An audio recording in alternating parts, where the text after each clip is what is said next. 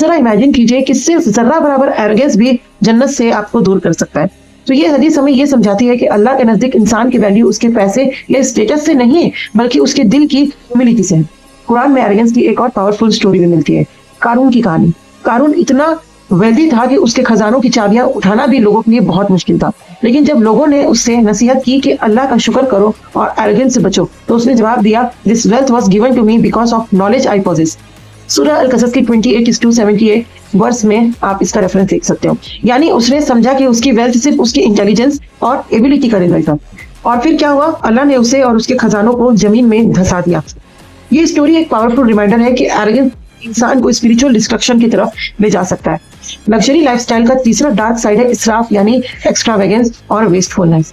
आज के जमाने में शो ऑफ कल्चर बहुत कॉमन हो गया है। लोग एक्सपेंसिव वेडिंग्स करते हैं जहां लाखों रुपए सिर्फ डेकोरेशंस और डिस्प्ले पर खर्च हो जाते हैं।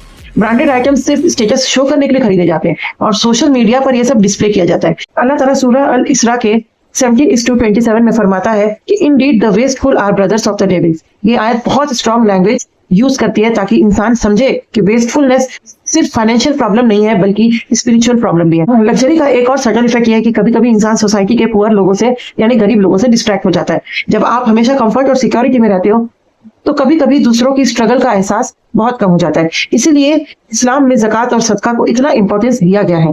ये सिर्फ चैरिटी नहीं है, ये एक सिस्टम है जो सोसाइटी में बैलेंस क्रिएट करता है। नबी करीम सल्लल्लाहु अलैहि वसल्लम ने फरमाया कि he is not a believer whose stomach is filled while his neighbour goes hungry. इस हदीस का मैसेज बहुत ही सिंपल है कि इस्लाम में वेल्थ का मतलब सिर्फ अपने कंफर्ट नहीं, बल्कि दूसरों की रिस्पॉन्सिबिलिटी भी है। और इसका मतलब ये भी है कि अल्लाह ताला को वो शख्स बहुत ही नापसंद है कि जिसका पेट हमेशा भरा हुआ हो और उसका पड़ोसी भूखा हो। इस्लाम में एक और कंसेप्ट भी बहुत ज्यादा पावरफुल है, अकाउंटेबिलिटी। हर ब्लेसिंग का हिसाब होगा। नबी करीम सल्लल्लाहु अलैहि वसल्लम ने फरमाया, The feet of the son of the Adam will not move on the day of the judgment until he is asked about his wealth, how he earned it and how he spent it. Tirmidhi में आपको इसका reference मिल जाएगा। यानी पैसा कमाना भी test है और पैसा खर्च करना भी टेस्ट है। अगर वेल्थ हलाल तरीके से कमाई गई और अल्लाह के रास्ते में यूज हुई तो ये ब्लेसिंग बन सकती है, लेकिन अगर वो एरोगेंस और गफलत का सबब बन जाए तो वही वेल्थ इंसान के लिए प्रॉब्लम बन सकती है।